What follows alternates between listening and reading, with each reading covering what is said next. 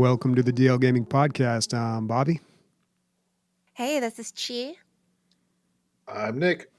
It's like you guys forgot your guys' names. And I think I have the best looking feet on the podcast, man.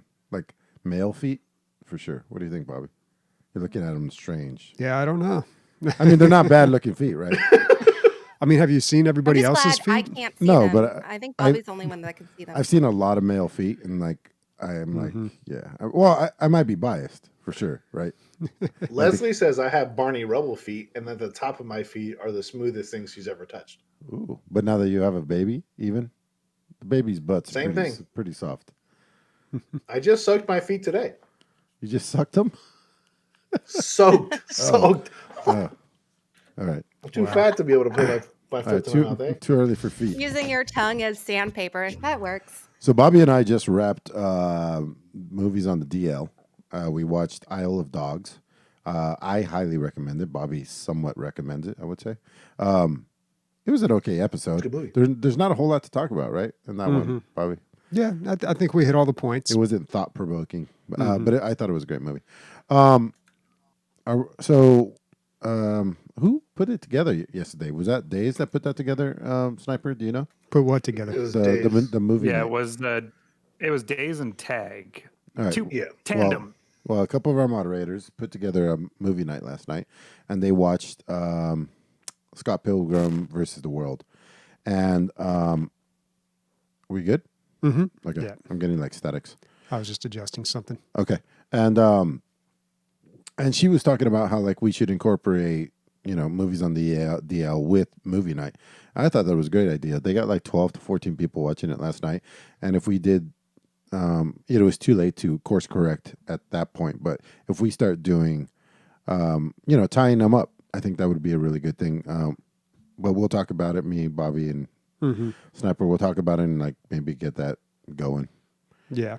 Well, the important thing is that we had a movie night on the DLG Discord, and that was on Saturday. I couldn't make it. And the night before that, Friday, we had a game night, and a lot of people were on for that as well. We played, what was everyone playing? Of course, we played some Jackbox. We played some people were playing Among Us afterwards. I think the plan was to play Unfortunate Spaceman, but everyone couldn't get that installed in time. But Friday has consistently been a night where a lot of people are very active on the Discord. So if you're looking for someone to game with or play with, then definitely jump on. And we're really, it's almost like a regular thing now. Last Friday was just extraordinarily big because it was planned and promoted, but regularly it's just a lot of people hopping on, and hopefully we can continue to do these planned game nights. And the LFG channels are being utilized more than it had been. I don't know if people have more free time or what's going on. Maybe January. I don't know. Or maybe we're cooler than we thought, Bobby. Joining Maybe us. it's 2021 and times are changing for the better. Yeah, Let's fuck hope. yeah. Except for the whole like almost World War III thing, but yeah. All right, so let's go to our On the Radar section. These are games that have come to our attention recently, games that we are interested in but have not played yet. And the first one I wanted to mention was Unrailed. Last week we were talking about, or maybe it was 2 weeks ago. Recently we were talking about flying simulators, Microsoft Flight Sim, and I mentioned I'm more of a train sim guy. So Unrailed is a train simulator, but this is probably the first co-op multiplayer train sim I've seen. And it's not your traditional train simulator. It looks like there's a lot of building and planning involved. It's more of a strategy type game. You're building tracks to keep a train moving through a terrain. The map looks very much like an isometric Minecraft, I guess, very blocky with that static point of view. It was free this weekend. And it was also on sale for half price, which was $10. I think full price is $20. So by the time this episode airs, that'll be gone. The game will be back up to its regular price of around $20. But still something like I want to watch a stream of this and get a better idea of what this game is before I'd move on it. But I love that idea. Never thought of train simulation being multiplayer. or co-op even. I think it's less of a train sim, more of a almost like an Overcooked thing. It's 4 people trying to work together to get something done on time, and the time is just a physical object, and it's the train. So if the train gets to the end of the tracks before you build it, you're probably in trouble, right? Yeah. So it's kind of like a payload map where you know where the action is. You just got to stay ahead of it. Yeah, you're not really. It doesn't look like you're really doing anything with the train. It's mostly just building the tracks so it can continue to move forward and manipulating the environment so it can move forward. But I don't know. I have not seen this game played yet. I've only seen the promotional material, the screenshots. It's got good reviews. Yeah, the reviews seem positive. It's something to keep an eye on. Gee, do you think that this is like the old Windows game that where you move the goo from one pipe to the other, but now you have like a train instead, and it's a bunch of your friends trying to work together to put the train in one area to the other? I'm talking about World of Goo. I don't know. There's this. I think I know what you're talking about. Almost kind of like that BioShock puzzle game. Exactly. Right? It's like the Um, origins of the BioShock puzzle game. It's like when you got like Windows 98 and you got like the extra fucking games pack for like $1, and it had like this weird pipe game where you had to put the goo from one side of the screen to the other side. Yeah, I do remember that. And this train game does seem charming enough to want to play at least once, I feel like. It is a co-op experience. Overcooked, it's really more about who you're playing with too, that make it like even more than what the game is itself.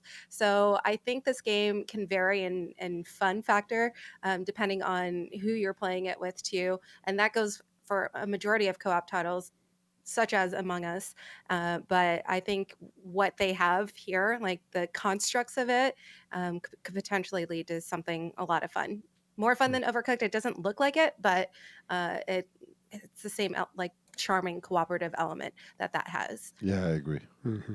One question I have about like a game like this is, would you guys be open, like if we know that, for example, like Chi and Emilio and Bobby, obviously Emilio and Bobby, but if all of us are going to be on the podcast, for example, next week, are you guys open to having a caster/crew game night whenever, and we can all play the same game, and then we can all actually talk about the same game? We've talked about that. That would for be years. great. You guys keep forgetting that Bobby doesn't like me, first of all. Second of all, I have 0 time. Oh, no. Well, yeah, that's the real problem here. I have to get a shovel and literally carve time out from the walls these days. It's so bad.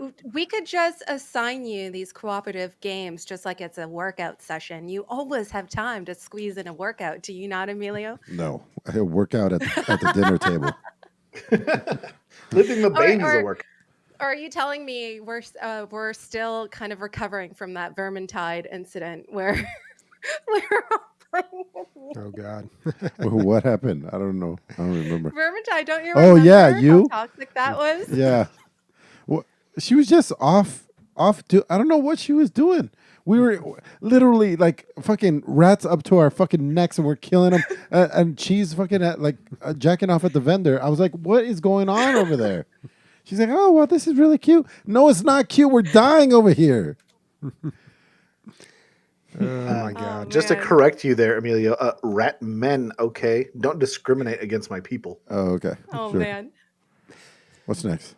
All right. The next game I wanted to talk about is called Dyson Sphere Program.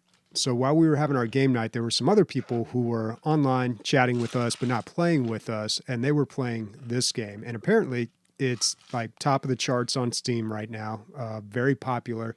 It is the new Factorio, basically. New and improved Factorio. Very, very strong reviews coming out of the gate. Overwhelmingly positive. Overwhelmingly 4,000 positive. reviews. 96%. The game's on sale right now for $17.99. Normally, I think $20, but it looks a lot like Factorio, but kind of a different setting, and it just kind of came out of nowhere. Now, I have never played Factorio. That is a game that I purposely avoided because I know I would just sink an ungodly amount of hours. And it's one of those games that cross me as more of like a compulsive type game where the line between fun and compulsion is blurred. So I don't know. It seems like a very dangerous game for me, and I purposely avoided it. Right. But this, I don't know, man. People are really liking this game, and I know we have a lot of people in our community that enjoy Factorio, so this might be the game for them. Are you gonna Come take? to Factorio. Are you gonna pick it up, Bobby, or take a look at it? I don't know. Or same thing as If Factorio. it's like Factorio, you know, Same I thing. said the same thing about WoW back in the day, and you know what got me on to WoW was that episode of South Park. Oh yeah. Yeah, I saw that, and I'm like, all right, I'll give it a shot, and then rest is history. There went my life for a couple of years in 2007. Yep. Yeah. Am Yeah, I I the stay only away one though from. that when you see this name, all I can think about is a vacuum? Yeah, it's a weird Yes. name. I think it's by a Chinese developer because I heard some people in the reviews complaining about the translations. But yeah, Dyson Sphere Program. That doesn't really roll off the tongue. It doesn't really catch any attention. Like the name kind of. It wasn't until like somebody had pitched it to me, and then I saw the screenshots and whatever that I was like, okay, this kind of looks good. But when I first heard the name, I'm like, yeah, what is that? Well, Dyson Sphere is something. I believe there's an astrophysicist with the last name Dyson who came up with. At a certain level, a civilization will need to harness, I believe, all the energy from a sun.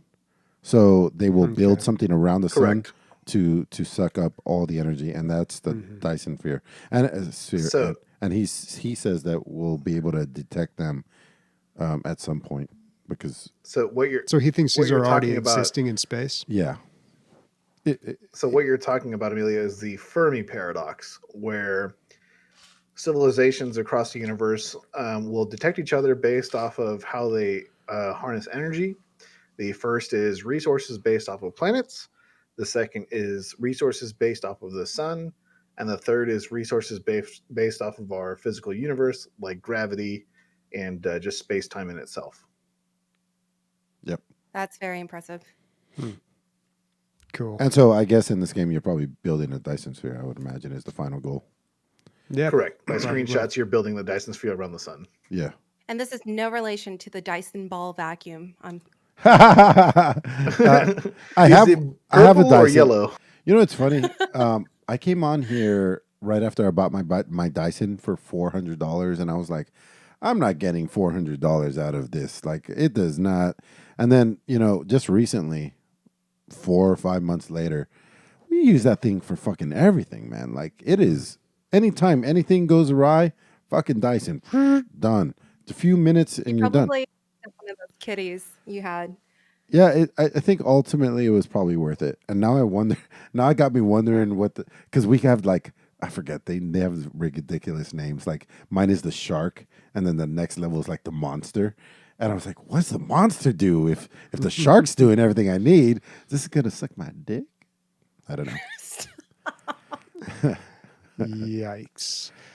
All right. That's all I've got for On the Radar. What about you? Oh yeah, nothing. I have nothing. But these motherfuckers. We were playing game night part 2 the next night. Right after movie night, we tried to get it a good. We could not get these guys pulled away from Dyson Sphere, dude. Could not. Yeah, dude, it's got that Factorio pull. Gummy was in our fucking in our chat, and he's like, we were like, hey, Gummy, we need an 8th. He's like, yeah, I can't do it. I'm a little addicted right now. And so Daisy just grabbed him and fucking dragged him to another fucking channel. Like, fuck you if you're not gonna hang out with us. The I'll power of definitely the grab moderator. this week. What's that? I said I'll definitely grab this week. Yeah. If it's multiplayer, I'll buy it from me and Leslie because we love shit like this. Do you play Factorio or what's the other Satisfactory? Yeah, Satisfactory. Me and Leslie play Factorio together. Yeah, we got to like the middle game and then we stopped playing. I But wonder, is she as nerdy as you are, or is she just trying to like seduce you by playing nerdy shit? So I will say she's nerdy in a different kind of way, right? Yeah. Her favorite film series is the Harry Potter series. She watches all the Lord of the Rings, the extended editions. I have put her off into video games. She knows how much it takes a hold of my life, but Yeah, it's she's tattooed all over your body, dude. Exactly. But if she's like, she sees a game that she thinks we can play together, because she watches shit on YouTube all the time. If she finds it, lucrative, she'll get me involved, and the vice versa. Like if if I find a game that we can both play, we'll play it together. But she's more into like the slower games where she can like build like a zoo or whatever. But Yeah. the last game we played together was Labyrinthine, which was like that scary game where you go through a labyrinth. And it was so funny because like you would guess like the dude would be the brave person running around and be like, I'm gonna run around the fucking labyrinth and the hedge maze. Nope. Leslie was like, Nicholas, we have to go this way, okay? I'm gonna run this direction and you're just gonna follow me. And I'm like, all right. I already got Bobby sick. No, I didn't take my allergy pill Uh-oh. today. Oh. Been sneezing like crazy.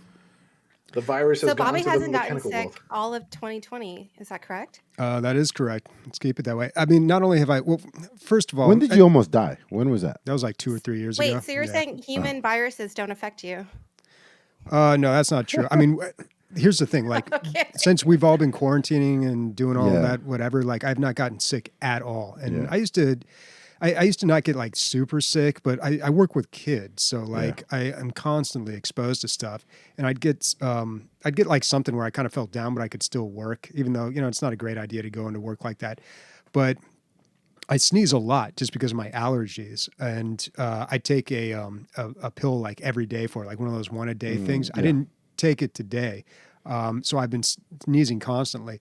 But that is not a symptom of COVID. But everybody looks at you when you Oh, sneeze, yeah, like, yeah. "Oh my God!" And even if they don't, you feel it in your heart. You're like, "Oh, I just betrayed the human race." Like I try to stifle any kind of any of that bullshit. For Bobby, it's my cover's blown. Yeah. In a sense, yeah. Yeah, but have not That's gotten how I sick felt yet. in the very beginning of coronavirus when, like, when initially it was when people were just screaming China virus the whole time. So just having the face that I have made people steer away from me. But realistically, now I think a lot of people have grown past that. So Chi, I have a quick question about that. Did you have to like go like, hey, I'm obviously American. Like, did you have to like perfect a speech for that or anything at all? No, I did not have to confront or come into any confrontation with anyone about that. It was almost like an underlying social like behavior that I was able to pick up on. But when I was working as a bartender, and a lot of my patrons were very rude about taking off their mask or putting on their mask when they needed to, or having to order food with their drinks whenever they would complain that they had to order food with their drinks. I would always say that it's the very least we can do, since bars aren't even allowed to be open currently, and restaurants are able to be open to serve you drinks. So if anything, if anything, you have to really consider all the misfortunate souls in bars that can't actually be open. So you could buy a fucking bowl of chips or something, Yeah. Yeah.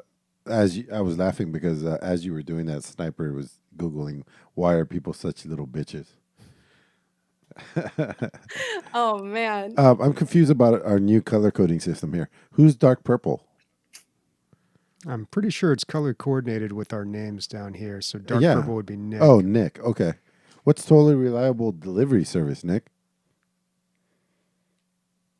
You're muted. Nick You're is muted. Sorry. Are you guys familiar with like the newest fad of like physics-based systems, like Yeah, that totally wrestling accurate game? stuff. Yeah. So this is something that's coming out soon. It's supposed to be coming out in April 1st. They said it's going to be like $2 or something like that, but if you pick it up now, you can pick it up for free. But it's up to 6 players co-op, and it's all about delivering packages. This looks fucking awesome already. Yeah, there's a bunch of different vehicles and stuff, and right now it's kind of like a little sandbox, really just testing out the physics and stuff. But it's all about delivering packages. Like you can deliver them via like helicopter or go-kart or like dune buggy or school bus, whatever you want to do. But eventually they're going to be bringing up like a mission system where things can get damaged and stuff, where you can work at the airport or the beach. So I'm really excited for this in the sense of like a game night kind of situation where you can get like 6 or 4 people up. Gang Beast, that's the game I was talking about. Like I think this might be the new Gang Beast. Or like humans I fall love flat. this. Exactly. Yeah. I definitely see the gang beast element, and I think it's totally charming that it's a cooperative thing. It seems like the world is a little bit of a sandbox, so it's one of those things where it's like rather than just having to do the task at hand, it looks like they grace you with opportunities to just run off and be innovative and enjoy like the sandbox world with your friends. That would be a lot of fun because when you think about games like Grand Theft Auto Online and whatnot, you really create the fun if they give you the tools to do it. So So this looks extremely charming, and I would probably prefer this over Gang Beasts because I like cooperative games more than I like fighting games when it comes to multiplayer. so my understanding is that this game, like the missions will place you in certain parts of the map, but there is like a free play slash like crazy taxi mode where you go into an area and you can get missions and you work in a little certain part of the game. Cool. That's fun. Yeah, that's cool. Digging it. Yeah, and then for my on the radar, I am super looking forward to this one. I have just scratched the surface of what this may be. So if you guys have anything to contribute to this conversation, they did launch the Resident Evil Village trailer, which is dun, dun, dun, Resident Evil 8. And Resident Evil has been on a great roll since, honestly, I would say like Resident Evil 4 was amazing, 5, 6, and then 7. Since 7 launched and all of the remakes, Resident Evil can do no wrong in my eyes currently. And I feel like they are going to continue to do a lot of things right. With Resident Evil 8, they're using the RE engine, but they said they've done a couple of improvements on it. So the detail, the immersion, there won't be any more loading screens. So they really want to capture you and then keep you in it. I'm super excited about that. And the storyline is going to follow Ethan Winters, I believe that's his name, which is the protagonist from Resident Evil 7. Hmm. And one thing that they do show is Chris Redfield, but he is not quite the, clean looking Chris Redfield that you might be used to. He's looking really gruff, dark, and it seems like there's some type of like werewolf element with Resident Evil that we haven't seen in previous titles before. Yeah, So you can see it that's in very the intriguing for poster. me. You can see he has a very werewolf, Mhm. like half werewolf thing going on. That's cool because that's never been delved into with Resident Evil. I could tell from the production value from Resident Evil 7, the little that I played. Like for fans of the series, this shit must be the shit, right? Because like it's being remade, but not just remastered, but remade, and still doesn't lose whatever made the games great originally. Yeah, I like that Oh, they're yeah. going in a supernatural direction. Looks interesting. These guys talking about the game look sickly. Ha! They That's do- what I they think do it's not the I look- think it's the filter that they have. yeah, over I them, think 'cause it's the look way that they super color pale. graded this. I think it's like on purpose. But yeah, their skin looks very ashen white. It just Yeah, they probably did it on purpose. yeah. Those are the true faces of game development. You Yeah. have to. We don't see the sun. Depression. That guy on the left's actually black. He just lost all his pigment, dude. He hasn't seen the sun in like 2 years. All the The melanin's guy on the gone. right Yeah. looks like a pure vampire. That's Yeah, for he Yeah, sure. that's the guy I'm does, worried dude. about. That's the guy I'm worried about. Have you guys seen the trailer for this? Like the official like announcement trailer that's like 3 minutes long, No. and it's like this is the reason why Goth Girls subreddit exists, and it's because like in the beginning of the trailer, there's like three like it's on YouTube. It's like the newest trailer that came out the day before yesterday, and it's like three like attractive like zombie ladies kidnap you and stab you, and you're like, all right, here we go. I guess it's the beginning of the game. Yeah. That's very American Horror Story, I feel like, too. It's exactly what I thought of. Did you guys see? And then, Go ahead. oh, no. Go ahead. I was Amelia. going to go off the rails. Go ahead if you got something else on Oh. this. Oh, well, no. And then with Resident Evil 8, there's actually a playable demo and exclusive to the PlayStation 5. I was looking up and down to see if I could get my hands on it. And unfortunately, it's not available for PC. And hopefully they will have something available for PC. But from what I understand, the demo didn't really have combat in it. So it was probably more or less an extended trailer regarding that. I'm sure you could just YouTube it and check that out. I might have to resort to that if for some reason I can't get my hands on a PS5. If they weren't showing everybody combat, else. it's probably really early in development. May 7th. Well, it is due to release in May. So May 7th, not far at all. Guys, fucking like 5 years ago, Capcom was just about to shut their doors. Like, it's crazy how much they've fucking bounced back. Good for them, man. Yeah. What I was gonna say is, did you guys see the Kong versus Godzilla trailer? Yes. I know it's just like it's just some stupid fucking. I don't know. It's not supposed to be. I got excited for it. I don't know. Yeah. Neither one of those the things are last my one, thing. King of the Monsters, is actually pretty good. Yeah, it's a big dumb monster movie, but it works for what It's it is. a pretty good big dumb monster movie. Yeah. Yeah. It's honestly, because I went back and I tried watching a lot of old Godzilla movies, and like they start in the 50s and they're really bad back then, but you know, they got some other stuff going on underneath the surface, like commenting on like nukes in Japan and stuff. But a lot of them are just like not great. Like they're hard to sit through unless you're like a real film nerd. But the newer ones are actually some of the best Godzilla movies out there. Honestly, though, I will say my absolute favorite Godzilla movie, Shin Godzilla. It's a Japanese movie. Okay, you've seen it? Yeah, that's honestly the best one I've seen. What year is that from? It's like 2014. It's not that Ooh, old. I want to check it out. That sounds Yeah, good. Shin Godzilla. It's good. I didn't think the one in New York. I didn't think that was that bad. Talking about the Matthew Broderick one from '98. It got tons of shit. I didn't think it was that bad. Yeah, it did. People got really upset with that movie for some reason. Yeah.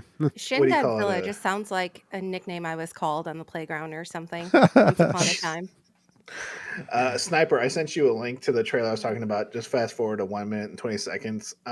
The newest thing about the Godzilla movie before King of the Monsters. So I saw it at my hometown with like my family and everything. And there was like one moment where they're like, Godzilla's coming to San Francisco. And I'm like, what's his next destination? They're like, Livermore, which is like the town my parents live in. And then everybody, because I'm watching the movie in the fucking Livermore. theaters in Livermore, everybody's going insane. They're like, we exist in the cinematic universe. It's official. Had a similar experience with Anchorman. I think it was the San second one. Diego? I think it was the second one man. because that's the one where Wes Mantooth like shows up at the end and like helps out Ron Burgundy. And he says, and then he's like, "Hey, why are you helping me?" He's like, "Because you don't mess with people from San Diego or something like that."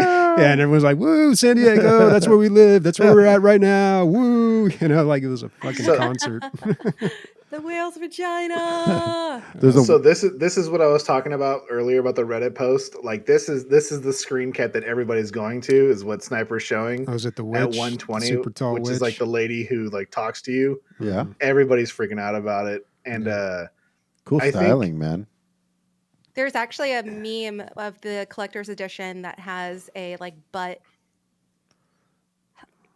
Did he go mute again? Who? Nick? Yeah, he mutes No, I'm himself here. in I'm here. between talking. I'm fat, so I breathe really heavy, so I mute my breathing. Oh, That's wait. why he moves his head around like who's the blind guy? Oh, for Like some Ray reason, Charles. I'm sorry. Stevie It must have Wonder. been something Stevie on Wonder. my end. I think you were talking and it was showing you were talking, but I didn't hear you. I'm sorry. All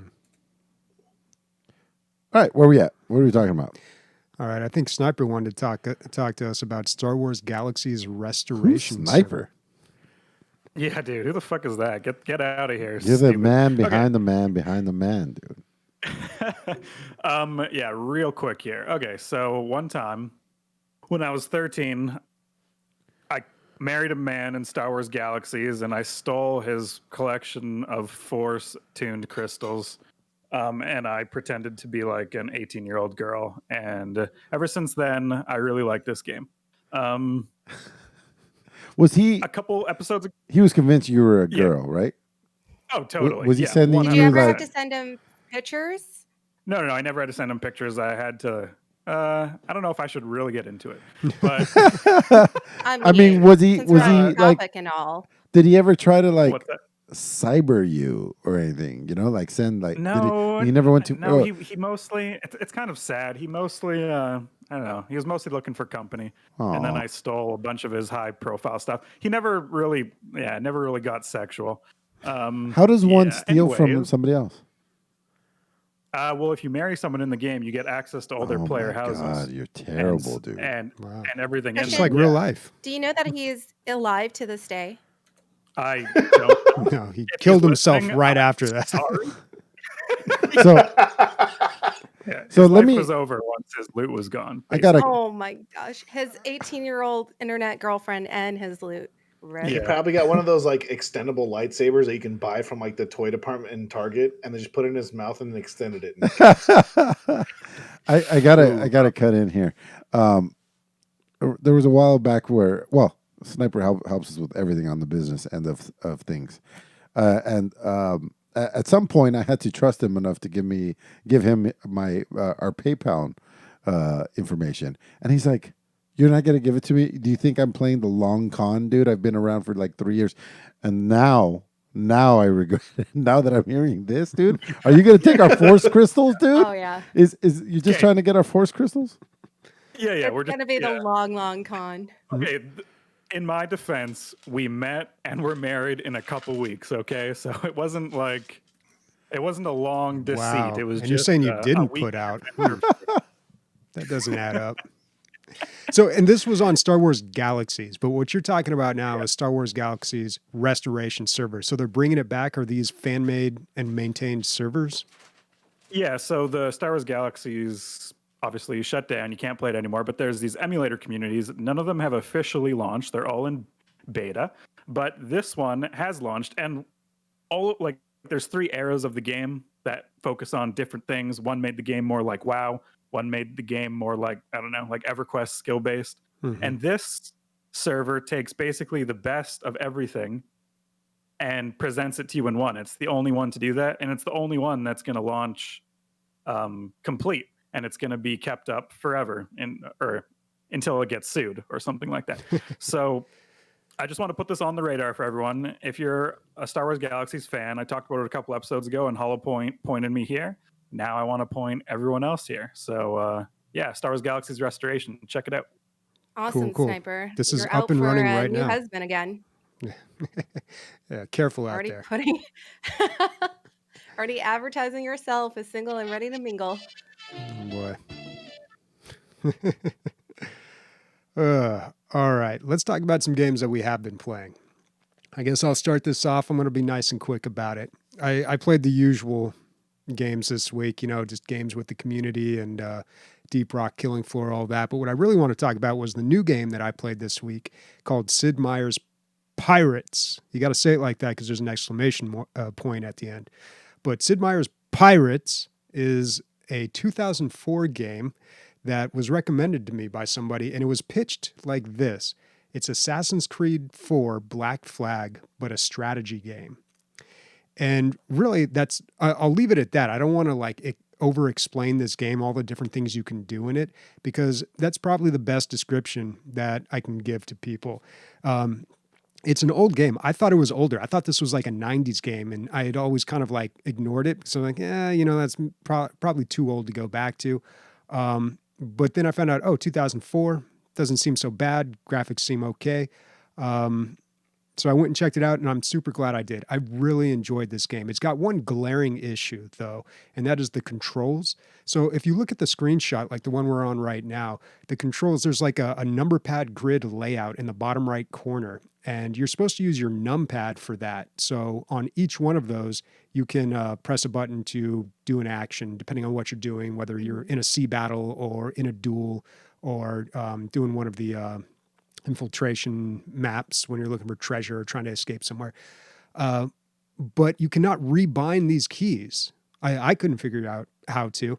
And I don't have a number pad. So that's a big problem. Now you can click with the mouse on those, but it's very awkward to have this little grid in the right corner and to click anytime you want to move up, down, left, right, or do any of these actions. You can also use the arrow keys for the up, down, left, right, but you're really stuck to using the mouse. Not being able to rebind those is a huge issue. It kind of makes the game a little awkward to play. Even aside from that, I still had a great time playing this game. It really is like Assassin's Creed 4 Black Flag. Like you're doing all the same things. You're doing all the pirate stuff. You're hunting for treasure. You're a swashbuckler. You're having sea battles. The sea battles are really great. In a really weird way, this game reminds me of my absolute favorite Nintendo game called North vs. South. North vs. South is a strategy game from the Nintendo, mind you. There weren't a lot of those on the Nintendo. Where you're reenacting the Civil War. You choose a side, and there's basically different kinds of. You have this overall map, and then there's battles that take place in areas and other things that go on. But this kind of reminded me of a more advanced version of that. My favorite part about this game is there's like a whole romance thing. So, you're this swashbuckler, you're going around, you're meeting mayors, and they always introduce you to the daughter. And when the daughter comes out, it will say very attractive or plain. And of course, they're trying to set you up with a daughter. But it's totally like, you couldn't do this today, right? Like this is a little rough, but like if it's plain, you obviously don't want that one. Like, so you would like deny any invitation or request. And the animation for that is so funny. Like it's the mayor introducing his daughter. The daughter's like, oh, hello. And then you just put your hands up and you're like, nope. And you walk away just like that. The animation is so funny. Yeah. Which is, I was actually going to ask you if this is the pirate game with the dancing mini game. Yes, the dancing mini game. That's what you got to buy her a ring, and then after that, you dance with her, and then after that, you got to like fight some dude who's like another gentleman caller, and that's as far as I made it in the romance. But yeah, the dancing is the part. But it's just so funny. Like if you just turn down one of the unattractive ones, and you're just like nope, and you walk away, or like you do like the back away with the hands up. Which, I mean, it's tough. I guess you could do it in 2004, but I mean, come on, maybe she's like a really good cook, or like she's got a great personality or something. I feel like you're really jumping to conclusions here. So I would like a little more depth in the romance department here on this game, but, can't be perfect. Yeah, we got Bobby, do I have depth for you? Have you ever heard of the show Turn? Turned? Just Turn, Turn. No. So it's on AMC, right?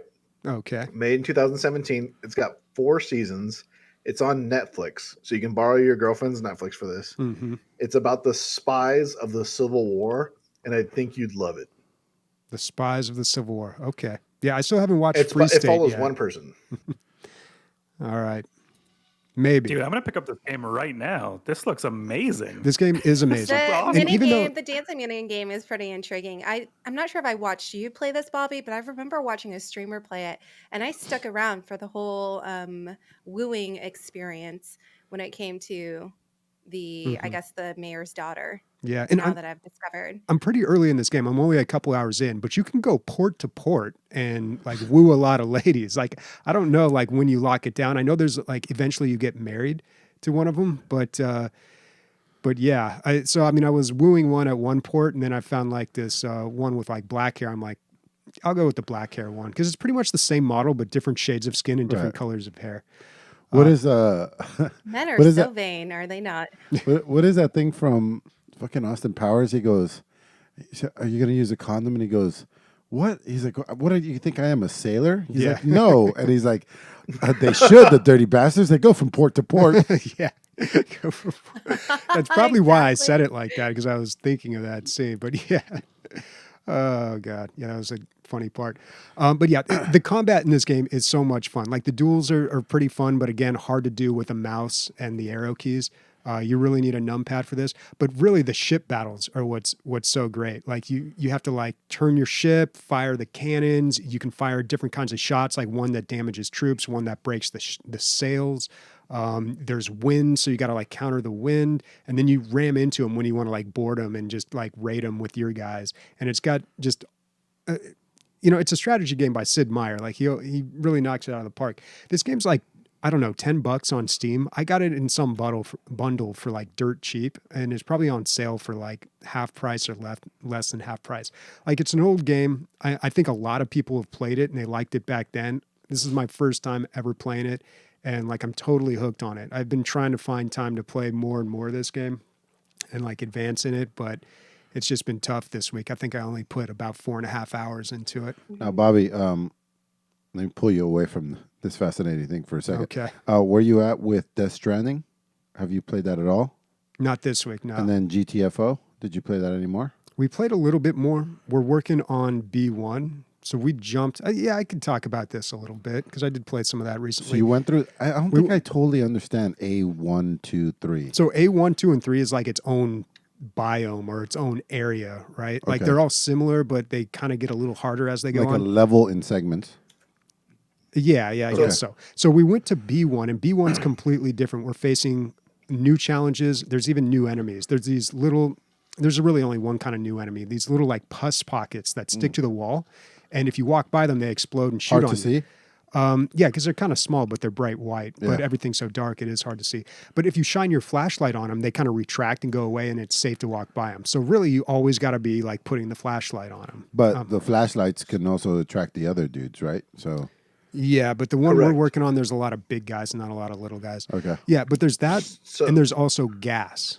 So there's this gas that builds up an infection, and the infection basically acts like a cap for your health. So if you have 15% infection, then you can have only up to 85% Right, health. gotcha. Yeah. And that builds up the entire time? So you have a speed mechanic that you're trying to work through? No, it's in certain areas. So someone has to carry this big giant fan that blows it away, and you'll have to like huddle together as you're walking through Oh, it. shit, cool. Yeah, and so there's just all these new things that we tried the level once. B1, we went through it once, and that was like kind of our introductory. Now we're like, okay, we know how everything works. We obviously failed, but now we're going to switch up our gear. There's a lot of big guys and not a lot of little guys. So my plan is let's all take sniper rifles because those will one-shot the big guys if we catch them off guard. Right. But they do make noise, but there's not really any little guys to alert. So I think it'll be better because the big guys otherwise are really hard to take down. That's cool, man. I love games that let you utilize everything. You know, sometimes they'll be like the double barrel shotgun, but it's in a stealth game. Like, when would you ever Yeah. use that? Like, yeah. You know, I was a little concerned. We played like A1 through A3, and I was like, okay, this is getting a little repetitive. a little old. Yeah, like we figured it out. Yeah. You know, it's pretty much like rinse, dry, repeat after this. You know, so I was really happy when we went to B1, and I was like, oh, they're completely. We gotta approach this New a completely mechanics. different way. Yeah. Like we've totally got to switch things up here. We got to switch up our gear. We've got to like totally stay closer together now and like communicate more. Like who's got the fan? I'm going this way with the fan. Everyone stay on me. You know, there's a lot more, a lot different things happening in this next set of levels. That would have been hilarious if you were like, we got to switch out players too. Like, this guy's not tactical enough. We're going to have to get rid of JP Diddy. We're going to bring in the big guns.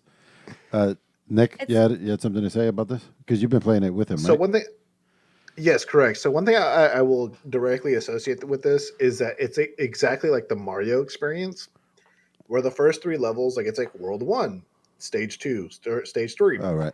where like they go through one mechanic, and the first mechanic for the A series is like the alarm door.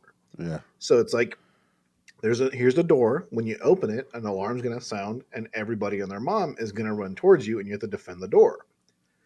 Well, in the B series, it's this fog that is omnipresent, and there's no more alarm doors.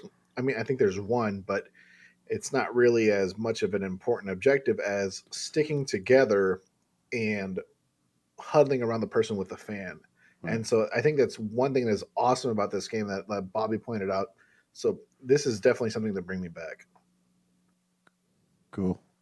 That sounds cool, man. It's cool And that it forces you to change your behavior in order to progress through the different levels. yeah. Exactly. Did you 'Cause give the you can't fan get- to the biggest fan of the podcast? I don't know who was carrying the fan. Like that was the That was thing. Like, I was carrying the fan for the most of the time. yeah, for some of the time, but then somebody else took it. We weren't organized enough. Like we were just was figuring ma- out all yeah. these Right. mechanics. And like I immediately at the very beginning of the map, I like ran down into the fog. I'm like, what's happening? Uh-oh, this isn't good. And then I got lost. High as fuck. Yeah, because you can't see anything in the fog. So like I'm like running around and I just got max infection like right off the bat. Ooh. So it was just, it wasn't good to begin with. But it was a practice run. Now we know. Yeah. I remember playing GTFO very early on, and I don't really see myself playing this again anytime soon. But the one good thing I can say about my experience playing it is it taught you how to get along well with strangers, especially if you don't have a group of people to play with. You have to learn how to communicate with everyone and get them on the same level as you. It's nice because when you do queue up with three random strangers, there's always one person that steps up and to like the leadership slash communicative role, and it's really nice to like see that it's a game that, like as it mentions, you have to work together, and I definitely felt that on the social scale of it. Uh, Believe it or not, that person is Bobby.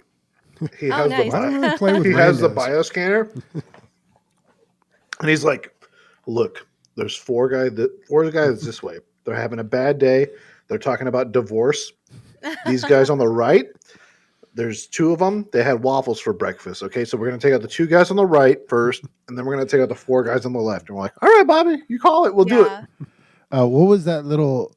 It almost looked like a quest marker, Bobby. Like it was showing the line. That's what I'm wondering. So we're watching the video on Steam right now, and it looks like I think it might be a gun that this guy's using, but it tags. It like highlights the enemies. It puts a little targeting reticule on them. So you guys maybe haven't unlocked everything. Well, I don't know if you can Correct. unlock stuff, but I don't know. I have to look that up and see So what it it's is. not unlocked. Every mission set has different Oh. weapons and tools. So maybe And so these we guys are on haven't the gone C. to C and D, Yeah. Yeah, this level where there's doesn't look different familiar. tools. Damn, you guys are getting a lot of play out of this. You know what I mean? Yeah, and you know what we talked about last week with them doing like kind of the seasonal updates to the game where they cycle out all the old stuff and bring in like completely new stuff and it'll never repeat itself. Like it looks good for this game. Like it's going to have a good lifespan. Cool. All right. You guys got a lot to talk about. Let's get to it. Yeah. So I picked up Wreckfest a while ago. Not breakfast. Wreckfest. Wreckfest. It's a So that's what happens after breakfast, right? yeah On the yeah. back end? If you have Mexican, yeah. It's basically fucking what do you call it? A derby, a demolition derby, but also a race. So there's two modes. You can either just smash everybody up or you go on a race, and you can modify your car and upgrade it, and you win. It's not as involved like a Gran Turismo or anything. It's like, hey, your shit's better now. You're like, all right, cool, and I played through it. The graphics are pretty good. I bought this for. Can you see the price, Sniper? I got it really cheap, dude. I believe it was like under $7 when I bought it. Well, it's on. It's $29.99 right now, but the current best deal, it's 50% off on the Humble Bundle store right now. I remember getting it pretty cheap. So far, I like it. I haven't played it too much. Just if you're looking now, if a Destruction Derby kind of game sounds cool to you, definitely check this out and grab it on sale because I was surprised what I got for my money. Besides that, I watched The Croods: A New Age. It was probably better than the first one. I really liked the first. Anything fucking caveman, I don't know. I just found out recently, I did the 23andMe for my mom. And I found out that I'm in the she is in the 97 percentile for Neanderthal DNA. And it just makes so much more sense, dude. Like, I am super caveman over here, dude. Yeah, she has like... Leslie told me that people that have that DNA live longer than normal people. Yeah, it makes sense, dude. Nana lived to, 98 or something like that? Yep. And so anyway, so it makes a lot of sense for me. Like, I have no shoes on right now. Like, I don't wear jackets. I don't own jackets. I don't get cold. Like, all kinds of stuff. It just makes sense. I can't wait to see like what mine says if I kept that high number. But anyway, I love fucking caveman shit. And the first one I thought was great, and this one is, I don't know. The story was good, and very inventive and beautiful colors, and like it's like things that look real, but it was like a different take on reality. It was almost like a whole mushroom trip, the whole thing. I liked it anyway. I thought it was really good. Besides that, I'm just trying to run through my things here. Probably the biggest thing that happened to me this week was the end of my D&D Essentials kit. So the Livingston was running our D&D game, and there's a lot of people that you know from the podcast. So Days was on there, JP Diddy was on there, Tag Loro was on there, and two other people that were like Livingston's friends. And we got into this thing and we started off. And this Essentials kit, guys, if you're scared about D&D or don't know anything about it, it's like $18. How much is it? It's very cheap. I think I paid $15 for it. And it comes with everything you need. It comes with the DM guide, it comes with the monster guide, it comes with the player's handbook, and it comes with some pre-made characters if you want to. You can make your own characters, of course, but if because making your characters kind of it's not intuitive. This is not a digital item. No, this is not a digital. Although you can probably get it in a digital form.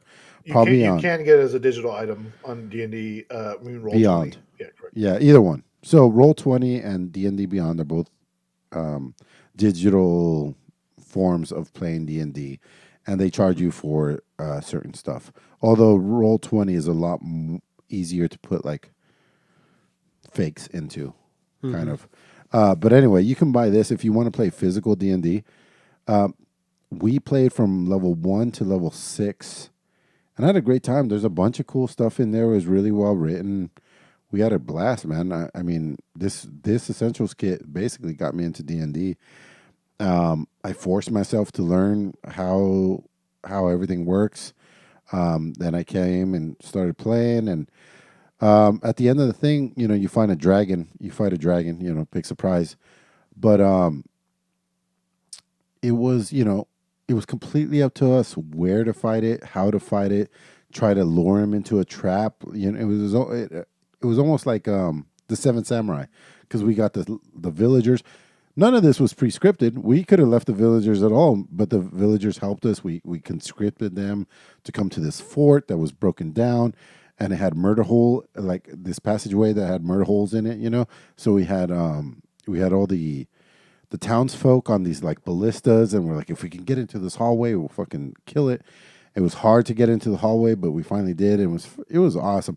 And then I wouldn't say that like I always did the most. Yeah, I probably always did the most damage. I was super consistent. Like I was doing tons of damage all the time. I would kill everything. And then this time I was just rolling fucking bananas or something bad. I was rolling like shit. So I couldn't hit shit, and I was on the wrong level. I wasn't near the fight. And JP Diddy, who legendarily rolls terrible all the time, was in the murder hole. He was bait, basically. We used him as bait. Ended up killing. He rolled diamonds, dude, nonstop, and he just went off. And the last turn of the game or whatever, he remembered he has a Dragonbane sword, which gets like plus damage to dragons. He forgot that he had it. He fucking pulled it out and killed it with the last stroke with the dragon. It was almost like it was meant to be, dude. It was awesome. It was a really cool experience. And I've been missing a lot of them because I haven't had time. But I was like, woman, I'm playing the last goddamn night of D&D. God damn it. And for fucking $18, you and like 5 friends can have like 40 hours of fun. Like where else does that happen? It doesn't happen. Imagination. The theater of the mind. I think that's awesome. I wish I had this introduction to D&D when I did play it with one of my ex-boyfriends. But when I did play it back then, I enjoyed it, but I felt like I still couldn't get a rein on everything. I was mostly getting my hand held throughout the whole experience. So having something as sound, but with a lot of freedom, sounds really cool when it comes to the Essentials kit. I don't know if I jump into it right away, but if there's ever a moment in time, I feel like it would be a good party night thing, which I could see myself doing once my man comes back. I wouldn't like leave that off the table for sure. For sure. Yeah. It's like One scripted. It's like hard scripted, but also fucking if you have a good DM, doesn't matter. Just go off and do whatever you want. You know what I mean? Hmm. just randomly And Go ahead. and with that, I want to announce that I am officially taking a break from World of Warcraft because I started a new position, and we're going to be bringing Dungeons and Dragons back, and we're going to be exploring the rest of our world. Nice. There's going to be some new characters being done by players. Sniper's going to be playing a new character, and we have room for one more person. So, and if anyone wants to join from the podcast or the community, Listenership. definitely let me know. Cool. That's epic. What was I going to say? Yeah, I guess that's it. Also, I announced that one of our listeners, Major Muchacho, sent me a PlayStation 4 for Oh. not for keepsies, for loansies. And then turns out it shows up. I loaded it up. I was like, oh, this kind of works out for my lifestyle. Like, I have to watch the baby. The baby's usually in my room. It's beautiful. It's kismet, right? Loaded up. Doesn't work. I was like, fuck. So I messaged him and he's like, dude, I am so sorry. Bamboozled. I will pay for it to you to send it back to me so that I can fix it. I'll send it back. But basically the SSD got disconnected. It was a really quick fix. I fixed it in under 5 minutes. And Oh, nice. and I started, and I'm logged into his account, which he doesn't play PlayStation right now. So basically I can use it as much as I want. So I jumped into The Last of Us 2. Most of my commentary right now is going to be about being on a console again for the first time in a PlayStation. I've probably never really even touched a PlayStation 4 very much. I mean, very minimally. I love I love the PS4. You're gonna love the games available on that. That's the one console I do spend time on, and I think I didn't know you wanted a PS4. I would have given you one. I didn't want one. You can switch to mouse and keyboard, by the way. It was more about me just playing The Last of Us 2. That was the important thing. And so that he heard me saying that and he sent it over. I mean, dude. And I was like, dude, let me pay you for this. And he's like, you guys keep me laughing through my whole workday. Like, that's, invaluable and blah, blah, blah. And I was like, fuck. It's the little things, Bobby. Yeah. Really? If only I could pay my rent like that. Yeah. How many PlayStation 4s will this apartment cost me? Yeah, more about, because I only played about 2.5 hours. The game's great. I mean, you can see why it gets all the accolades that it did. It does. I mean, it just, it's good. It's great. It's great. But just little things that I hadn't, you don't get with a PC. Like, you just grab the controller and push the button and it turns your console on and my TV automatically goes to the source. And you know what I mean? Like, I don't have to do anything. I literally push one button and a whole fucking Rube Goldberg machine of electronic digital code jumps back and forth. And next thing you know, I'm playing Last of Us 2. And also, you don't have to save or anything. You just walk away from the bitch. You kick it. It turns off. You come back and you're exactly where you were. Not like in the same area. The exact same scene that you paused it or left the game at and powered off. That's exactly where you're at. I know this is fucking... You guys have been playing consoles for years, but like that doesn't really happen on PC. You can't like mid-shot turn off the power and then come back and then that's exactly, it doesn't happen. That's not one of the things that we get. And the other thing I was thinking about is these like cinematic story experiences. We talked about it about 3 weeks ago, I think it was, that the PC, you really don't find this on PC very much. You have your first person shooters and they have their like cinematic cutscenes. But this third person, the cutscene looks just like the gameplay movie like storytelling isn't really done on PC. And I guess the real reason is, or the reason was for a long time, is that if somebody, who knows what it cost to make The Last of Us 2, like hundreds of millions of dollars, probably at least $100 million.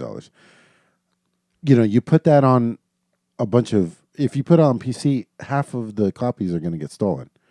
But if you have this microcosm of just the PlayStation, you don't let it off the PlayStation, at least just the thievery is limited to just the PlayStation. And like me, some people are just going to acquire a PS4 just to play one or two titles. And so it's interesting. The Last of Us 2 is something that would transcend PlayStation dumb. But because it's held in by its own network, it sounds counterintuitive, but it works for PlayStation. They make games so good that you have to, it's almost like Apple. You have to go to them to get the sweet. You know what I mean? It's weird, but it's great. I can't say a bad thing about the game. The controller's great. Everything's good. Does this mean does this mean you're going to be buying a PS5 to play Gran Turismo 7? No.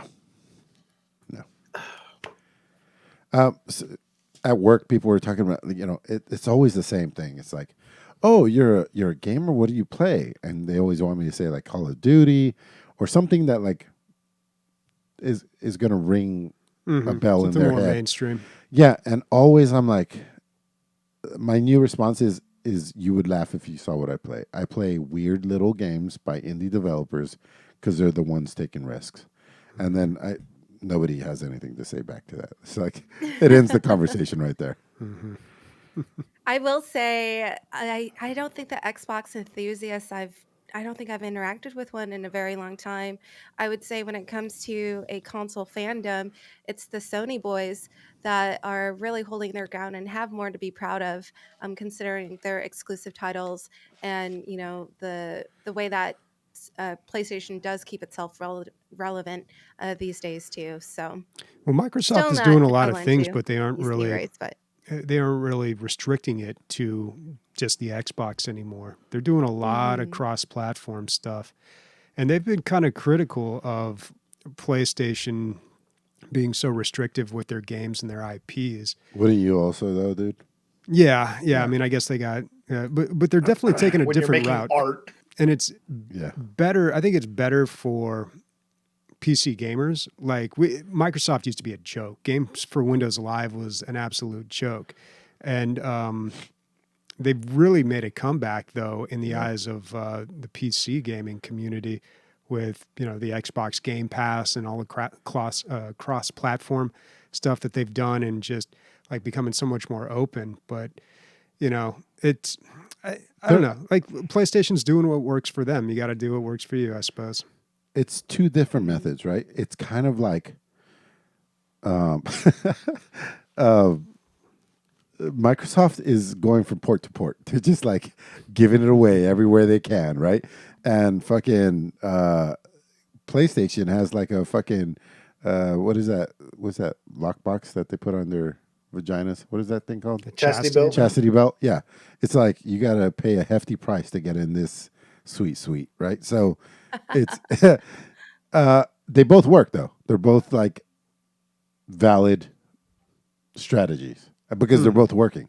Well, I think they benefit different people. So for a PC gamer, like Xbox, definitely better, or Microsoft, I should say, it's definitely better.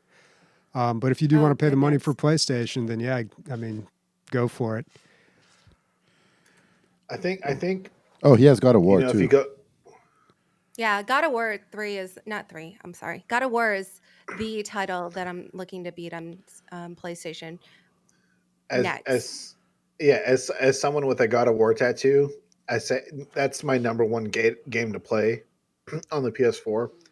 The Last of Us is amazing so far as much as I've played. I will say I am waiting for the PS5 and to transfer my save to the PS5 to be able to play The Last of Us 2 all the way through, because they've already said that The Last of Us 2 has improved graphics on the PS5. Yeah. That's awesome. I would imagine. I'm sure they'll be worth the wait too. Bobby, when I'm done, like, are you gonna give it a shot? Like, I could just hand it to you. It's a thing. I don't know, maybe. Yeah. It really depends on my time. My schedule is it's like super busy right now, and it's about to get even busier. Yeah, especially when you're watching 1950s Godzilla movies, dude. Yeah, no, that was a long time ago. This is not something I did recently. There are so many Godzilla movies, dude. Oh my God. Like, look up how many Godzilla movies, you will be surprised. Like, you think there's a lot? No, there's even more. Yeah, it's crazy. Yeah. All right, what have you guys been playing? All right. So over here, I'll try to be fairly quick. I do have to use the restroom. I have mostly just like stories. I'm not going to overindulge in what the titles are themselves because they're a rinse and repeat of titles you've heard me talk about since I've been on the No. cast. The newest addition to my gaming setup is a HTC Vive. It is actually not mine, it's my boyfriend's, and it's been sitting in the closet this entire time. I've always been interested in VR, and now I officially have it set up. It really just took a couple of moments of me having people around to help me physically put it up because I'm the type of person who's like, honey, do for me, you know? And so with that, I officially have it set up. I have the sensor boxes. I forgot what they're called, but they're screwed into the walls. That was an ordeal and a half in setting that up. And so far, since setting it up, I haven't played any games on it yet. I have checked out Google Earth, and one of my friends is trying to get me to check out, I think it's called Big Picture, with them and his friends. It's basically watching movies in a movie theater. And that's one thing that I will look forward to too. I think they have these meetups every night where they watch a movie together. So I That's would love to sweet. check that in VR. A big reason why I haven't played as much VR lately is because I was experiencing really bad neck problems. And it was more or less due to, I guess, living in the pandemic, being sedentary. And also, my PC setup was a little bit broken. My monitor was sitting a little bit too low compared to where my neck and my head is. So, and since I've been streaming more and longer hours, it actually proved to be very detrimental on my physical health. But once I sorted that out, and once I sort out my green screen, I would love to do some VR streams. The next game I definitely want to try out in VR is most likely Resident Evil 7, especially with Resident Evil 8 coming up. So I'm excited for that.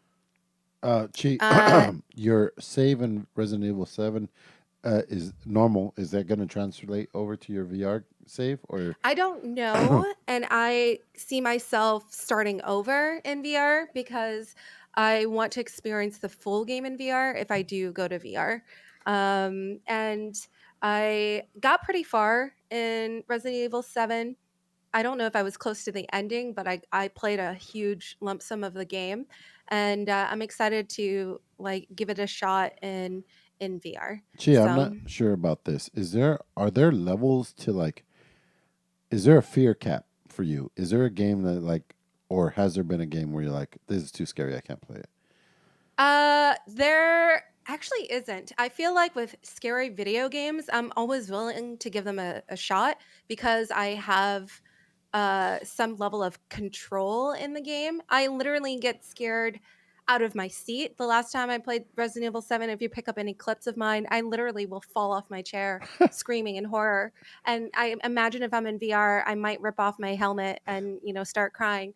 But at the same time, I think But you'll always go back. um right, you might, I mean, there are certain emotions that we get addicted to, so why not just suffer ourselves through that. Damn, uh, you're but no, I'm more excited. I'm excited woman because than it's a I am. great game. More than anything, it's a good game. So that's how I feel about horror games. Like, I know horror games are really good. Well, certain ones are really good, and I'm more about playing the good games rather than just like the element of scary games. Hades. And then, like, yeah, and speaking of good games, I did crack the seal in Hades, and I'm super glad that I did. Hades is proven to be a lot of fun and extremely refreshing from my addiction to the FPS genre. When I loaded up Hades, it was extremely intuitive. It kind of made me forget that uh like my ability to play games translates beyond just like WASDing and aiming my crosshair in a certain direction. I kept on, like, this is a rogue light, correct? Yeah, exactly. Yeah. So I Yeah, really like that. we're making strides. Chi, we got it. We got it. We got it. I know. And it's and I really like this. I think the animation, the abilities, the character development, the voiceovers, the hunky Zagreus. Is that how you say his Yeah. name? Uh-huh. God, he's so hot. Everybody's hot in this game. Yeah. That helps. But no, I've made it only past like the first boss, and when I do load this back up, I want my green screen to be up and running again because it's so beautiful. I don't want to block it off with like I don't want to unimmersify my viewers with from the experience of like having my distracting like very bright background when playing this beautiful game. Again, So just really quick. Story, yeah, art, sound, gameplay. Like, it's got it all. It's got it it all. really does. It really does. I'm glad like I said, I'm really glad I started jumping into it, and it pulls me away from my traditional gaming experience as a shooter player, kind of. And speaking of And then which, let's talk yeah, about speaking of those. which, I have two experiences regarding like what might be different with my FPS game style. So I did reload Valorant after months on end of not reloading it. The last time I played Valorant was the tip of the second season, and when they launched Killjoy. Since then, they've launched 2 more agents and 1 new multiplayer map. I played enough games to freaking only make it to bronze 2, but that's totally an agreeable rank for me because I was relearning everything as I was playing, and I wasn't intimidated by like queuing competitive without really having like a full understanding of the characters and whatnot or the maps anymore. I can play Valorant a lot more casually than I was before with my boyfriend. I actually stopped playing Valorant before since it was creating relationship tension. Oh shit. But I'm pretty excited that I can approach it more casually since CS:GO will continue to be my main shooter. The new agent Sky, Yoru, and then the map Icebox, they're all really nice. And it's none of it seems game breaking. Some of the elements are obvious. I think certain heroes are kind of irrelevant when it comes to the new heroes' abilities. But I'm excited to play it a lot more casually, and still enjoy it, but maybe not be as fully invested as I would be, such as like Counter Strike.